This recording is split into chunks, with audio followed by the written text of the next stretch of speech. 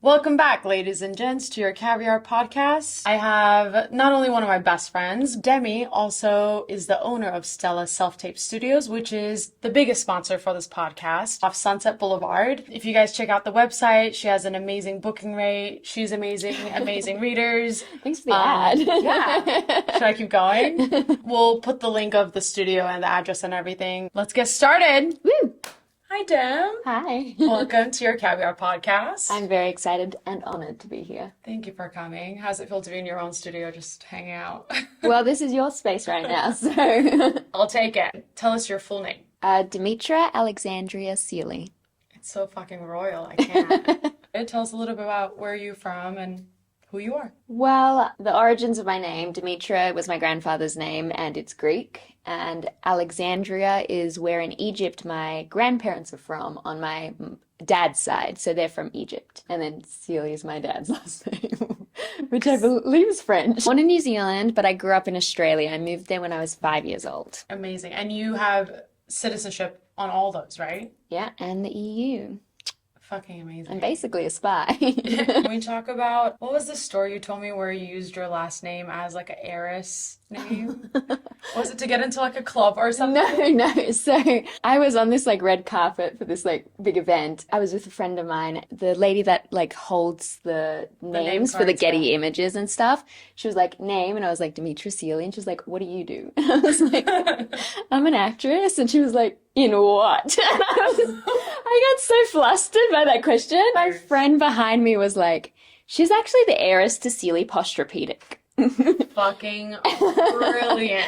And this lady was like, oh. I started making it like a joke that like I was the heiress to Sealy Posturepedic. I mean, look at you. I might be. Absolutely believe it. Yes. I wonder if I can make my last name an heiress of something. Just say you're a Turkish heiress. They don't know Good. anything. A Turkish Yeah. princess? Easy. Saudis have like 10,000 like princes somewhere. Exactly. Let's go back to like your childhood. I just like picture little Dem playing around. Do you have like a favorite activity as like a little child that you like loved doing or? When I was a little kid, I was just kind of like silly, for lack of a better word. Like I like doing like, I'd play in the garden and like hit trees with sticks and like go acorn hunting and stuff like that. I really like that kind of stuff. Acorn hunting? My younger brother, he's 2 years younger than me, and he really like bared the brunt of my like imagination time, and he was always my little sidekick. I'd make him play Barbies with me, and then he got old enough that he was like, fuck off. I love it. I think also growing up like overseas, you're just naturally always more outside and stuff. I played with my brother a lot too, and it was usually his playtime where he would like wanna like I don't know. Because he's the oldest sibling. He is. I know. I was like forced into it.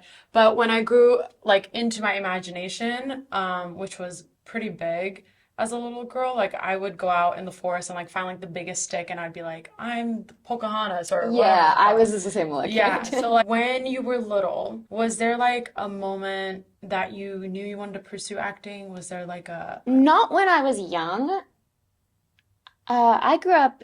I didn't have a lot of connection with my dad or his side of the family, so I grew up very much in my mum's culture, which is Greek. And the Greek, for what a community in Australia, for whatever it's worth, considering they kind of started theatre, Yeah. they weren't super into it. And Okay. I went to a Greek high school where everyone was Greek, and there was no theatre program or anything like that. So I kind of had never really crossed my mind. I was always interested in the arts. I always grew up painting and like singing and doing stuff like that. But it was just like, for me, it wasn't any kind of training. And then when I graduated high school, I was kind of like, Demi, what do you actually really want to do with your life? Not what people are telling you to do, not what anything like that. What do you want to do? And I was like, acting might be fun. Yeah. And I always told myself I would do it until it wasn't fun anymore. So that's kind of the benchmark for me Yeah. when it comes to acting. I like that. I know people always ask like, so do you have a plan B, or like when are you gonna do something else? It's like whenever I fucking want. I Yeah. don't know. Like If when it's still not fun, if it's still yeah. awesome and you love it, why would it quit? Absolutely. When it's like your passion. And there's so many people that hate their jobs. Absolutely. You don't have to be one of them at all.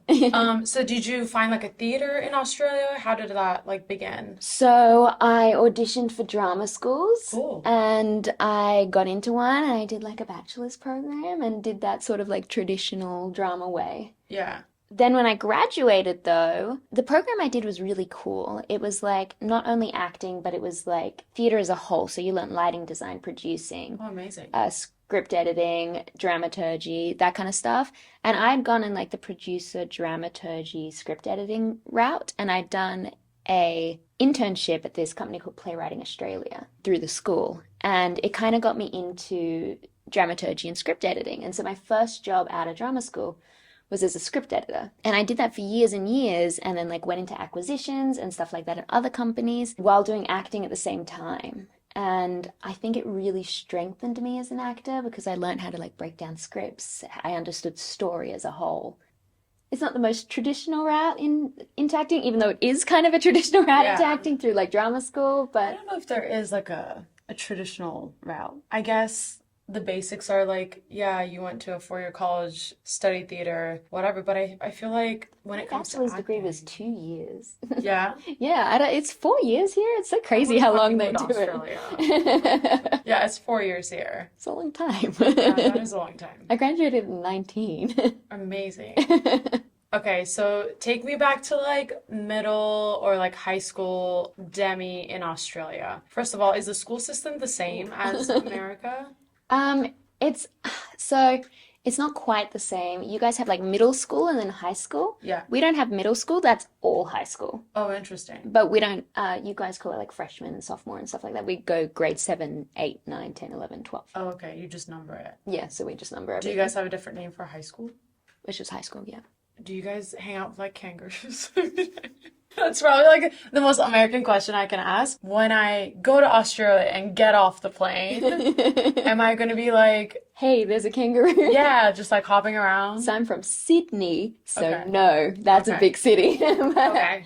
I don't know that there's anywhere that a plane would land from America that you would get off and see kangaroos jumping. Dang. However, like even in Sydney, I feel like if you travel 3 hours, 4 hours outside of Sydney, you would see kangaroos. Okay. So what's Sydney like? Is there any city you can kind of like mesh up and compare? So when people like ask me like the differences between the cities, I Yeah. always say that Melbourne's more like New York and Sydney's more like LA.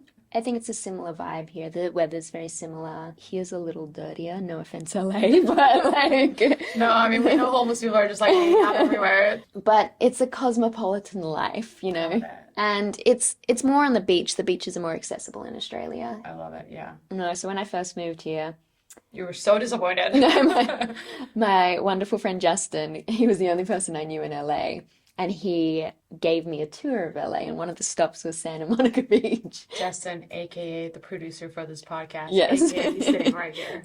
He took me to Santa Monica, and then he was like, and here's Santa Monica. And I was like, oh, nice. They're like, put me back on a plane. And he was like, do you want to go down to the beach? And I was like, no, thank you. Yeah, that's fair. Speaking of homeless people, by the way, I don't know if I told you the story, but I live in this cute neighborhood, and there's always this guy that just stands there, and he is homeless, but like, I don't know what his deal is, but he always wears like the same tracksuit and just very like happy person, always smiles and says hi. And I always wanted to like get him a sandwich just because, and my friends were always like Justin's like, I don't know, like maybe don't, just like don't invite that, you know? Yeah, don't Because give it him your could- attention. But one day we were walking to Creatine, and I was like, you know what? I'm gonna get him a sandwich today. And Justin's beside me, so like I have a friend, I feel safe. So I get him from Creation this really nice chicken, healthy fucking wrap sandwich that's like $15. I go up to him and I'm like, hey, like, would you want this? I got it for you. And he's like, and he looks at it and he's like,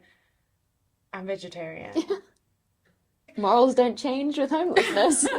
Clearly, especially not in LA.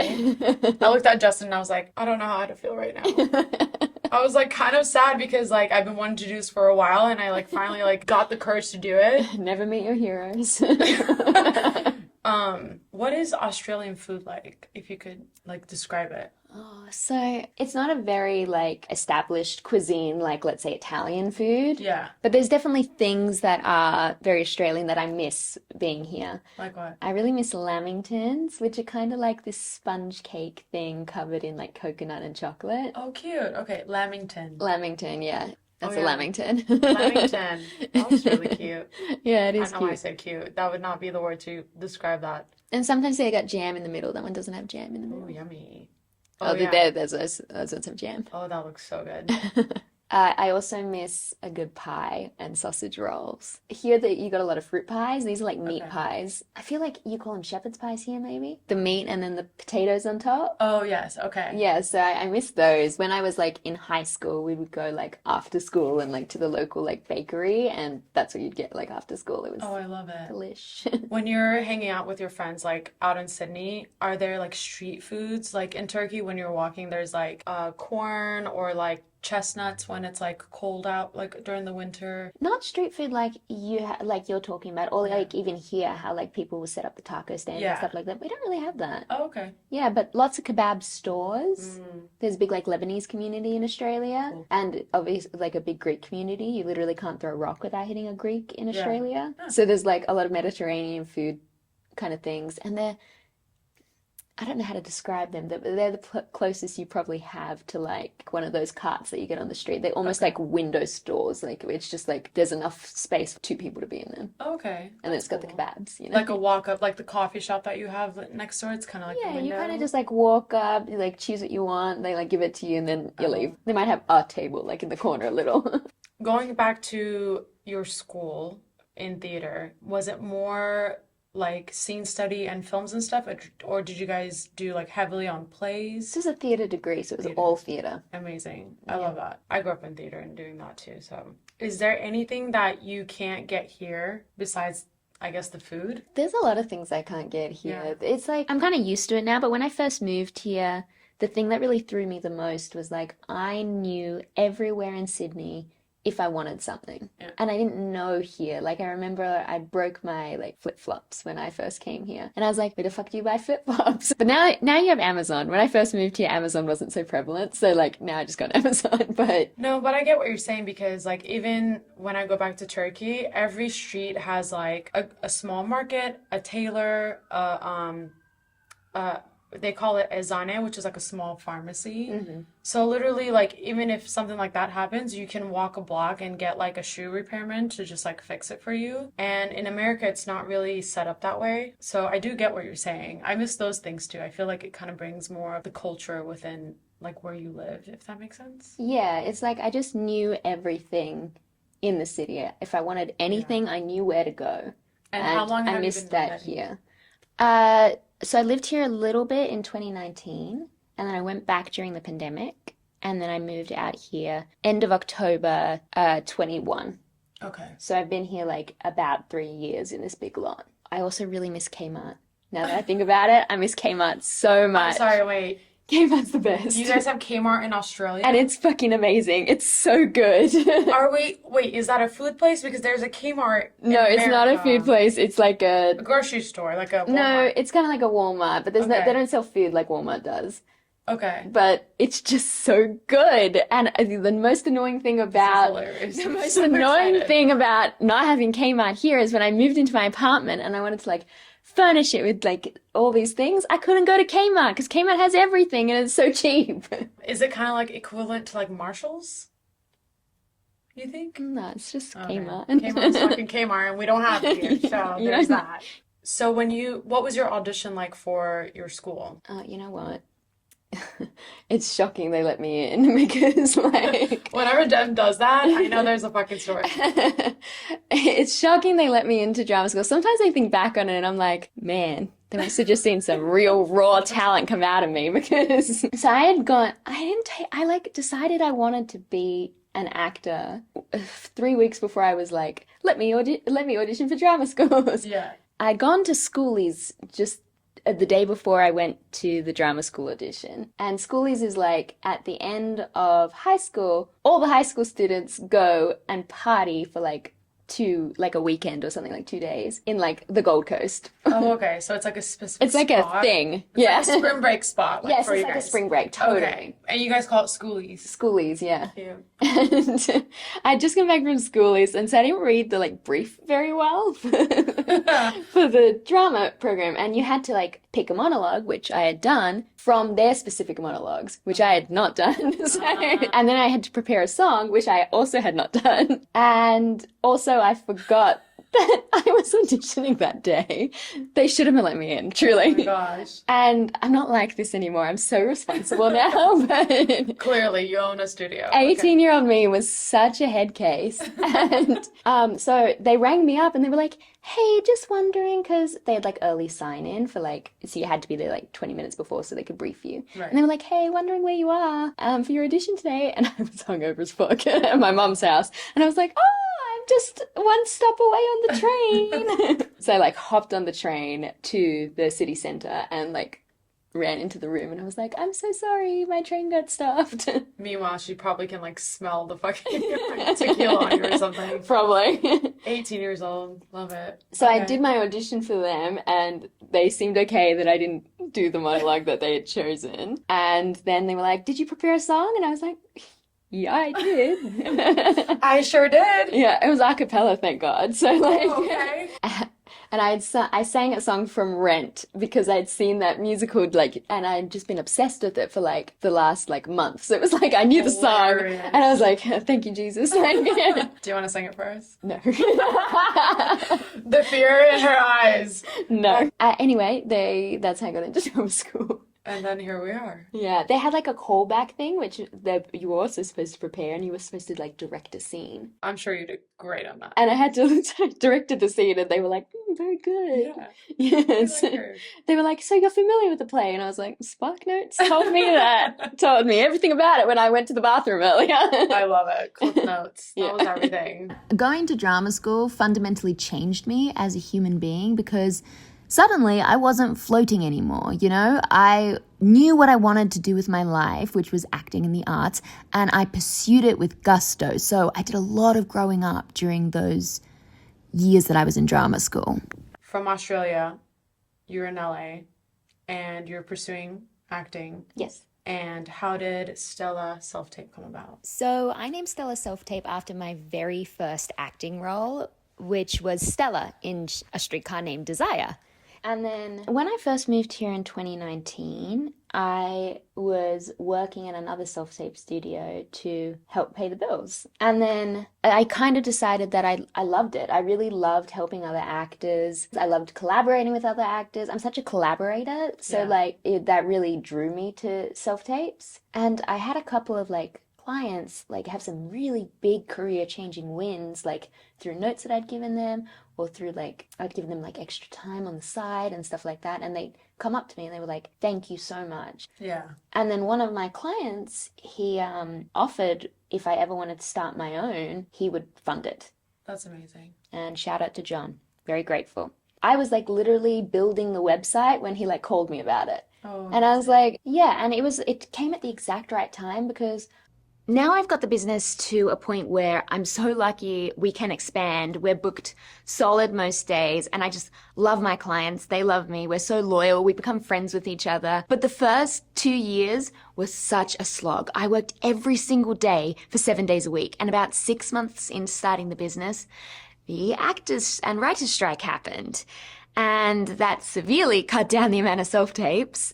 I guess that's the thing with being a business owner. There's always the chance that something's going to change. It all came together when it needed to be. I absolutely love being a businesswoman. I love any woman that talks to me about wanting to start their business. I'm encourage it, just do it. Yeah. And it doesn't have to be good straight away. You just have to get it out there. Because I feel like it took me a while to figure this thing out. And I know absolutely everything about this business to the point where I coded the program that converts our camera footage to the computer and stuff like that. Amazing.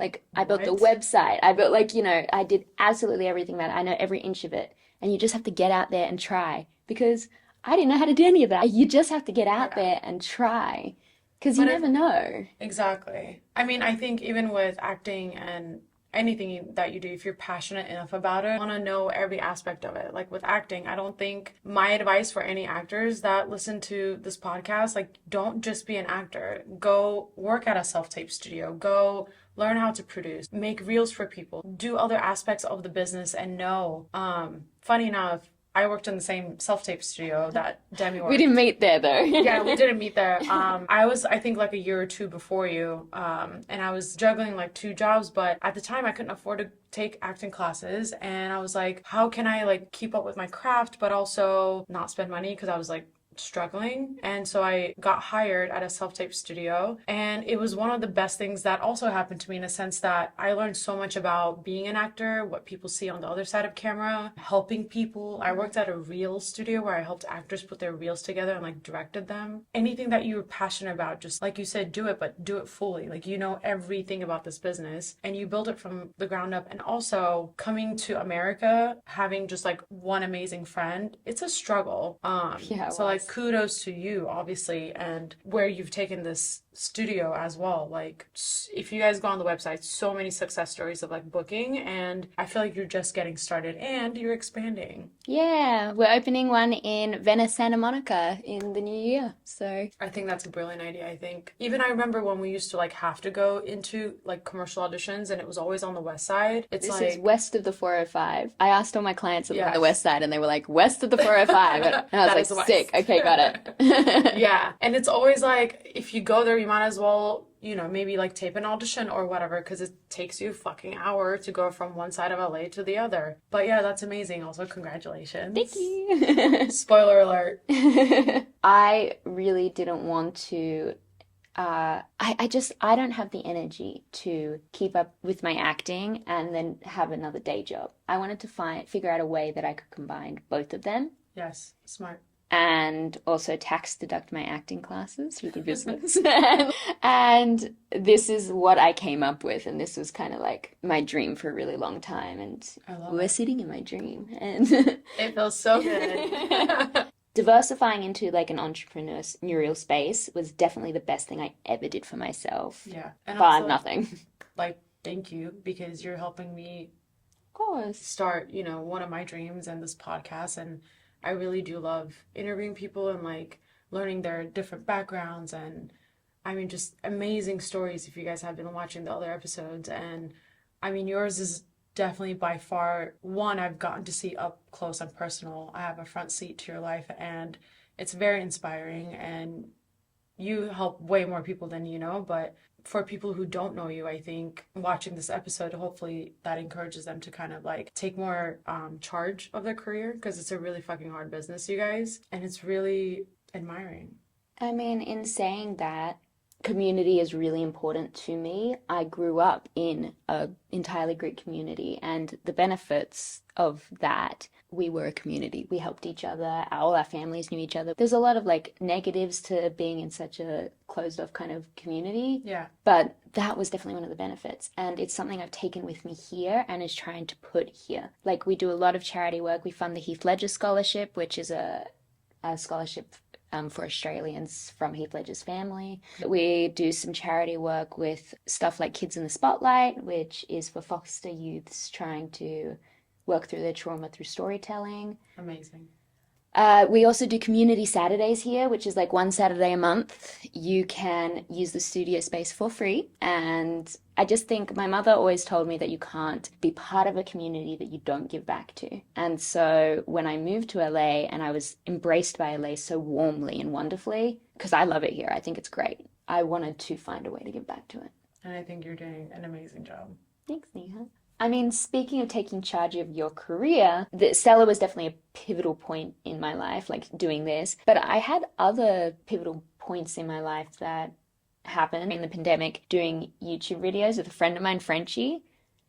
And, Hi, Frenchie. Hey, I haven't Frenchie. met you yet, but yeah. and it was a turning point for me because I kind of looked at my whole career, especially with the pandemic. I was like, fuck this. Yeah. And I was like, what do I actually have control over as an actor? One was making my own content. And so me and Frenchie, who I'd known for a while at that point, we kind of got together and started making content, and the channel like really exploded. And like, I found that when I moved back to LA, I saw agents that were interested in me that once upon a time wouldn't give me the time of day. And it was simply because of the YouTube channel. Amazing. And they liked our silly Australian comedy. And Yeah. I'm a silly girl. Like, I like Comedy, I like for sure. silly things. David Spade, slapstick kind kind of. Which actually brings me to my next question. If you could describe you in 5 movies, what would it be? Definitely White Chicks is such a good movie.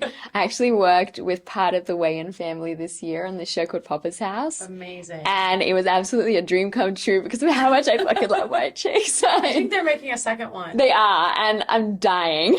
I cannot wait. I can actually quote all of that movie. I watched it with 2 friends of mine, and both of them were like, "Shut up!" Like when you're watching, I I'm knew like that every when I quote. watch It Takes Two. It's not as exciting as White Chicks, It but seems like great. it's great. I learned English from it, so anyway. That's awesome. I can quote the whole movie. Still about to White Chicks. I've probably seen that film like 20 times, legitimately. Like random, but I love the randomness. You got 4 more. Growing up, and someone described me as this like a couple weeks ago as well, and I was like, oh, everyone in high school used to say this to me. They always said I had the personality of Phoebe Buffay from Friends. Love it. I could see that. Yeah, it could be like show and movies. I mean, I don't think Friends changed me, but I Yeah. think personally, I'm very like that character. Okay. And also the other one I used to get was Buffy, and I fucking love that show. That show changed me. That actually makes sense. I love a Buffy pun. yeah. I love to hit things, and I love a pun. 2 more. This is good. Yeah, I feel like all this, like knowing you, definitely White Chicks, Buffy the Vampire 5 Slayer, movies is hard. Friends. Put you on the spot, but like So my favorite movie Okay. is Tucker and Dale versus Evil. I mean, I rented it from a video store. That's how long ago I Blockbuster? saw it. Yeah, from Blockbuster. hell yeah. And oh no, I think it was Video Easy, which might have been the Australian version of Blockbuster. Blockbuster. Yeah, all my references kind of get mixed up. I've been here like a while. And we thought we were renting a horror movie. And so me and my friend Marina, we went to get like a horror movie for our sleepover. That's it. Wait, can we dress up like them for Halloween? This is hilarious. Absolutely we can. Tucker and Dale versus Evil. And you thought that was a horror film? Yeah, so we thought this was a horror film. And we were like, okay, we're at a sleepover, let's rent a horror. And it's like a horror comedy. Yeah. Yeah, it's not very scary at all. I mean, it's a little gory, but it's not very I can do scary. gory. Yeah, I'm not usually a huge fan of gory, but I remember like my world shifted a bit. I was like, Interesting. wow, this is a genre I've never seen before. What a cool movie. Yeah. And it kind of shifted my way I thought about movies. You would do well in that genre as well, like I would knowing you. love to be in that genre. And your last one, it could be like from one of your favorite actors, like influenced you growing up, or like So, one of my favorite actors is Samantha Morton. Every time I mention her, no one knows who she is, even though she literally has 2 Oscar nominations. One of them is for playing a mute. She literally doesn't say one word, and that was Woody Allen's Sweet and Lowdown. She plays a mute, and she got an Oscar nominated for it, and doesn't say a word. If that's not iconic, I don't know what is. She's probably best known for playing one of the precogs in Minority Report and Fantastic Creatures. oh, okay, Fantastic yes. Beasts and Where to Find Them. Yes, Yeah. okay. She was the crazy religious lady in that. You know what? Also, the Harry Potter films were like a big, the books specifically actually were a big thing for me growing up. Yeah, you read all the books. Multiple times. Amazing. And for a really long time, we moved back and forth to New Zealand a little bit in my like tween years. Whenever I had to like make new friends, I just like read that book, and it was The Goblet of Fire I liked the best, so I'd always reread that. What's New Zealand like? Like, what do you remember about it? So I left when I was 5, but we came back when I was like 12, and we stayed there 2.5 years and then moved back to Australia. Okay, And then we moved back for a little bit to New Zealand, moved back. got it. I lived in a place called Cambridge, which is like a kind of like country farm town. I was gonna say it sounds posh. No, it's not. It's like a country town right near Hamilton. Okay. And kind of near where they filmed the Hobbit town in Lord of the Rings. Like you could Oh, go visit the Hobbit amazing. town. Oh my God, I loved it. So Yes. it's really beautiful, but as like a 13, 14-year-old, I fucking hated it. Yeah. It takes me an hour and a half to go to the cinema because I got to catch a stupid bus and I couldn't drive. And like, Yeah.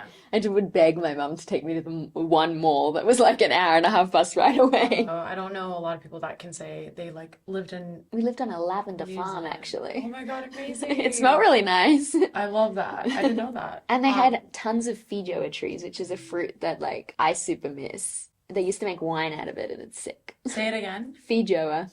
Feijoa. Mm-hmm. Okay. Yeah. Never heard of it. Yeah. Kind of like cross between a kiwi and a lime. Oh. Yeah. Yeah, I definitely want to try it. I knew Demi was like one of my best friends when she showed up at my door with like a pomegranate because it's the most like Mediterranean thing you can do. She felt bad, so I brought her a pomegranate. Here, feel better. I was like, this is fucking brilliant. One of my favorite Greek dishes is the spanakopita. Yeah, pretty good. I freaking love it. I love our culture. I love your culture. It's very similar. I love all the food. That's another thing I miss. In here in LA, all the Greek restaurants are not Greek. They're like Mediterranean-ish because there's not a big enough Greek community and like culture here to just cater to Greek people. Yeah. And so they mix in all the different sort of Mediterranean cultures. I love it. So you grew up mostly with your mom and like the Greek culture and stuff, and it's very similar. Obviously, it's, you know, Turkish culture. Yeah. So growing up in Australia and also being very influenced by like your mom's side and like the Greek culture, how do you think that shaped you like as an actor? And when I go into auditions, I've kind of gotten this like confidence on just trusting who I am. And I know that sometimes like part of me doesn't feel Turkish enough or part of me doesn't feel like American enough, but like as you grow older, you grow more into who you are. I feel like a lot of people who grow up as like first generation, which I am, my mom is from Greece, they have that imposter syndrome. Yeah. And I mean, you moved here when you were 7, so like most of your growing up was in America. Yeah. And so they have that imposter syndrome that they're not Greek, Spanish, Egyptian, Turkish enough. Yeah. And I definitely had that for a really long time, but it's such bullshit. It's like, what is the definition of enough? Like, so you don't speak the language, okay. So I do speak the language. Am I more Greek than like... Yeah. That's so ridiculous. Yeah. I don't know why we would need to put ourselves in boxes. Yeah. This is kind of comparable. I was talking to a friend recently who like really wants to be vegetarian, but has a hard time giving up chicken. And I was like, okay, be a vegetarian who just eats chicken. Why? Yeah, why does it have to be all or nothing all the time? There's levels of gray. Yeah. Again, like I said, as you get older and you become more of who you are and you appreciate those differences with certain like experiences, going overseas, coming back to America, just being like international has made me not only like a better person, but a better actor because I see things a little bit more differently and it makes me who I am, if that makes sense. I think the more you know and the more you see, the more you can empathize with people. Absolutely. And so like being well-traveled, well-read, all that kind of things makes you a better person because you're able to connect with more things in life. And you're also able to know how much you don't know and how different things are outside of your bubble. Absolutely. There was this teacher that noticed I was like really into the Shakespeare in English class, and her name was Dr. Hickey. And she gave me the play Waiting for Godot. I had never like seen a form of art that way, written that way, and I thought it was so unique. And I watched, I think it was the Broadway version of Waiting for Godot on YouTube with Patrick Stewart and Ian McKellen. I saw the actor playing Lucky do that big Lucky monologue in the middle, and I was like, I want to do that. That's going to be me one day. I'm going to play Lucky. Of course, I didn't know the Samuel Beckett Foundation doesn't let you gender swap roles. They like are very serious about it, so that's never going to happen. But that's why I went into acting. And that was my first time outside my bubble. Even like deciding to be an actor, everyone was like, Demi's going to be an actor. I remember just being like, what do you really want to do, Demi? And the reason I asked myself that is because I had been in I had had limitations on me. I'm grateful for those limitations because it made me really ask myself, what do I want? Instead of just going with the flow. And I feel like a lot of people go with the flow. Yeah. Okay, it's game time. Games, yay. Is it a drinking game? Is that why these are here? Oh, yes. Also, it's Friday night and it's the last episode. Woo! So cheers. Cheers to you, my love. Congratulations. Thank you. And cheers to you expanding. Cheers to 2025, people. It's our year, baby. Justin prepared a game it's called like the friendship game or something. So it's like most likely to blah, blah, blah. And then we'll point to yourself or who's like, Or do you drink if you're the person? We can drink anytime. Who's the biggest flirt? Who has the cleanest room? Probably you. Who's most likely to get into a fight? Definitely me. That's why I started Muay Thai. So I would stop She's throwing dangerous. hands. So I'd stop throwing hands. Proceed with caution. Who is more emotional? Both. Both of us are actors, for God's sake. I have feelings. Who dates people out of their league more? No, we don't date out of our league. We date under our league. We need to start dating out It's of our freaking league. LA, okay? It's slim picking. Who is funnier? I'd say you. Yeah. That's Damn. me. Who shops more? Probably you. I Yeah. don't think I shop that much. Who eats more candy? Me, for sure. Who's most likely to do weird things in public? Me. Who's most likely to break someone's heart? You, baby girl. You're a heartbreaker. Alright. Sorry.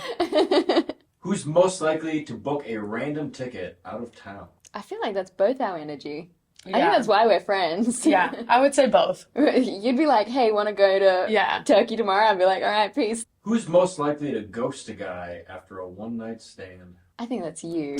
I wasn't gonna say that. Crap. I always am like, thank you for your time. However, You're way too sweet. I don't have time for that. Who's most likely to cancel plans? On each other? Never. probably you though. I'm really like, if I say I'm doing it, I come. But like, Yeah. Who's most patient? I think me. I got more patience. Who's most likely to drunk text an ex? You. No. You. I've never done that ever. I'd rather die. Never have I done that. I'm so proud of I've myself. never done that. It never? No. Good on us. Thank you. Yeah, that's the Pisces in us, man. Yeah. We're both Pisces. Yeah. We're like love until no more and Yeah. then dead to us. Yeah. Who's most likely to adopt an animal that they find on the street? Me. Yeah, me. I mean, I love dogs. Yeah, I could see like them I'm a bringing a softie snake about or that. something. Oh, Or a just snake would be way better than a dog. A snake would be sick. I've always wanted a pet pig. I a hope pet pig. Hope one day I'm like rich enough to like have my own house and just have like a cute little pet pig. And they're as smart as 3-year-olds. Yeah. Humans. Who's most likely to start singing loudly in the middle of a crowded store? Both of us. Who's most likely to say something totally embarrassing without realizing it? It's probably me. Yeah. I have issues figuring out what's appropriate sometimes. And it's because I grew up in that community. So sometimes I say Cultural things. differences, Yeah, maybe? it's big cultural differences. Okay. And sometimes I have like there's definitely like a culture shock sometimes here with American people. Who's most likely to get lost? Are you ever really lost? It's me. Which one of you is most likely to call the other one at 3 a.m.? Both of us. Yeah. Which one is most likely to steal your favorite snack without asking? I like go to both Nihan and Justin's house and I'm like, what do you got? Who's most likely to cry at a sad commercial? I'm pretty emotional, but I think you would as well. Yeah. I cry all the time at the Cadbury ads, but you don't have those here. You cry on chocolate ads? Yeah, they're That's always fucking so adorable. sweet. The Cadbury love ads. it. It's always some little girl trying to pay with pay for chocolates with like buttons, and the like convenience store guy's like, here you go. Who's most likely to binge watch a whole TV series in one weekend? Yeah, you. Yeah. That is a wrap on Your Caviar podcast. My last episode with the lovely Demi, who owns Stella Self-Tape Studios. I'm really excited to expand what this podcast is for next year. I just want to say also thank you guys so much for following and being supportive and sending me really sweet messages. I just started this podcast and it's been really nice knowing that there's already a community behind it, and much thanks to Demi, who also pushed me to, and Go. This is all you. but I'm really excited for next year. I plan on expanding it and growing it, and I have some really exciting guests that are going to come on. So just want to say thank you guys and cheers to 2025. And congratulations on Your Caviar podcast. Sick name, sick person. I gotcha. Done. I love you. I love you.